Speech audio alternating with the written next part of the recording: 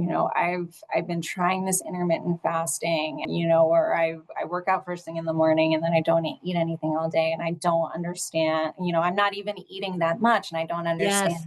why it's not working for me. And the answer is that, that is working against our physiology, Yeah. to your point, right? I was the same way. And still, I struggle if I'm going to get up and go for a run in the morning. It is very hard for me to eat anything before. Honestly, I Me do too. better with like sort of a liquid thing than a food thing.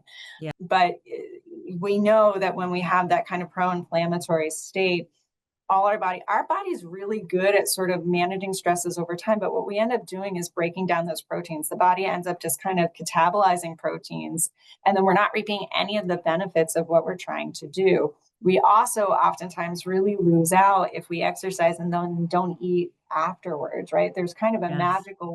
a magic window that Window. we should be sort of fueling within, both from a carbs and a protein standpoint. And too many women miss that. And so then you're putting all of this work in and you're not reaping any of the benefits. The other thing that I talk, especially because, a lot of my patients are in their sort of 40s and 50s. And so it is that sort of approaching that perimenopausal time where we talked about estrogen becomes more dominant. Estrogen is sort of an insulin resistant hormone. So if you wait until the afternoon and evening, and then that's when you're eating and you're hungry and you're eating carbs, all that does is sort of reinforce this cycle of having elevated fasting blood sugar, which is also inflammatory. We end up not really losing any weight. We end up not being hungry in the morning, and it's really tough to break that cycle. So we need to get back to fueling every couple of hours, starting in the morning, fueling around the time that we're working out. And I talk about, when we look at our day, kind of before 3 p.m., when we're actually active and doing things, that's when we should be utilizing those healthy carbohydrates. After 3 p.m., that's kind of my cutoff where we think about maybe more protein, vegetables, and relatively less carbohydrates. Unless you're doing an intensive or a prolonged endurance activity in the evening, then you should be replenishing with some carbs after that. I always, whether it's for when we're screening for, heart things, or whether we're screening for low energy availability, my goal is not to restrict people from activity. My goal is to help them to participate safely. And we know for women especially, there's such a fine kind of set point that we have to, that our body feels like allows us to exercise and to do all the things that we need. As soon as we dip below, we don't have a lot of reserve to dip below before we start to see these abnormalities. And so, within 30 days of being at low energy availability relative to your own caloric needs, you'll start to see those hormonal changes, which then leads to loss of a menstrual cycle and reduced bone mineral density. And, we have this kind of theoretical number. And so if you ever met with a nutritionist, they would be able to calculate what you needed. But we say that basically adequate energy availability is like 45 kcals per free fat mass per day for a person. And so that would be calculated with a nutritionist. But as soon as you dip like to 30 or below, that's considered true low energy availability. And some women will manifest that even at 40 or 35. And so Yes, again, I know. you have a really narrow window, right? And that's why I'm saying a lot of our athletes, right, it may very well be unintentional. I've seen it several times where when you make that transition to that next level of training, right, you dip up from, or you kind of transition up from high school to college.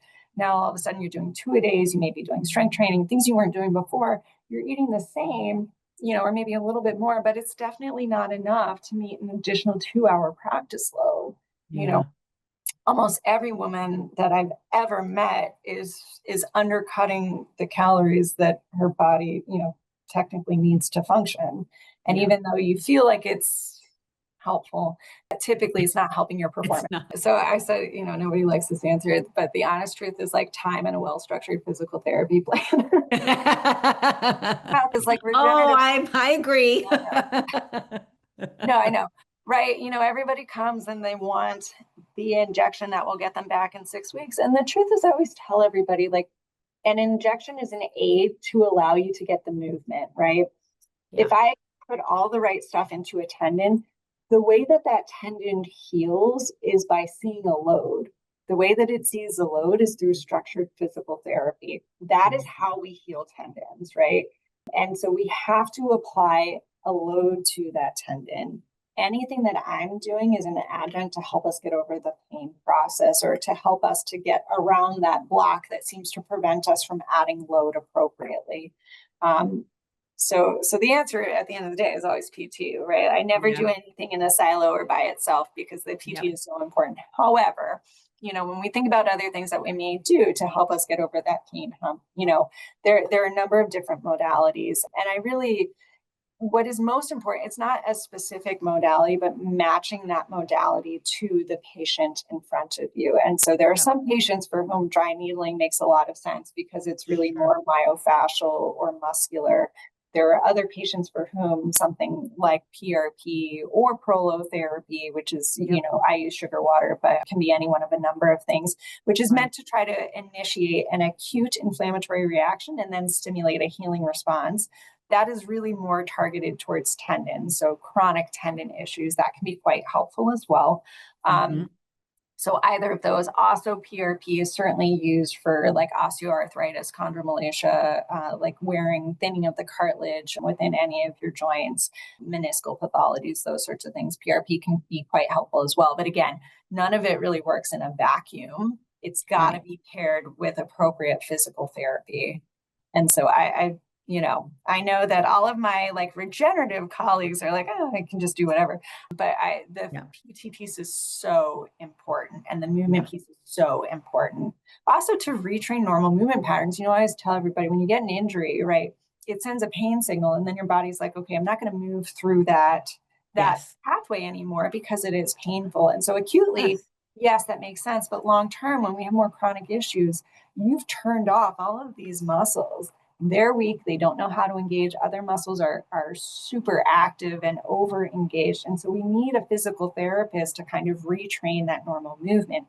It has nothing to do with changing the arthritis in the knee. It is just about retraining the normal movement patterns. And sometimes that's all a person needs, and so often they're coming in asking for something. You're like, really, I believe very strongly that like, I'm not going to do anything the first time I see you aside from physical therapy. We've got to see what we can do with PT because so often your body has the ability to take care of itself, provided you give it the time and actually do the PT. So there was a pretty good study that came out in 2024 in the British Journal of Sports Medicine out of Korea. And so a big population-based study. And they actually looked at several markers and kind of approximated fitness as a whole. And so it's funny because my son is in 6th grade and doing gym class and they have homework and they talked about fitness and all the components of fitness. And I was like, oh, it's here. And so they look at body composition. They looked at cardiopulmonary endurance, which is that VO2 max testing. They looked at muscular endurance. And so that was a time sit to stand. How many times could you get up from a chair in 30 seconds? Muscle strength, so hand grip was that approximator. Flexibility, which was a sit and reach, and then a balance. So get up and go. Can you get up out of a chair without using your hands, turn around and come back? And so they put all of those things together. And then not surprisingly, the people who on average scored the highest on all of those were the best predictors for like longevity and sort of reduced morbidity and mortality over like a 3-year time period afterwards. And so the answer is it's not just one thing. And that's why we talk about recovery, diversity of movement, different kinds of movement patterns, right? You should do some high intensity work to train that VO2 max. You should also do some heavier strength training to train that muscular endurance and that grip strength.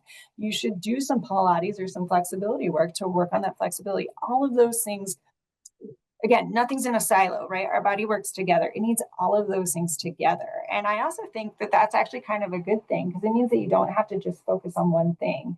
Right? We get bored when we do the same thing every day. So focus on all of these little different things and incorporate them into your movement pattern so that, one day maybe it's more of a VO2 max work day. Another day, maybe it's more that muscular endurance day. Another day, maybe it's a little bit lower intensity and it's that flexibility that you're working on. But all of those are important markers of longevity.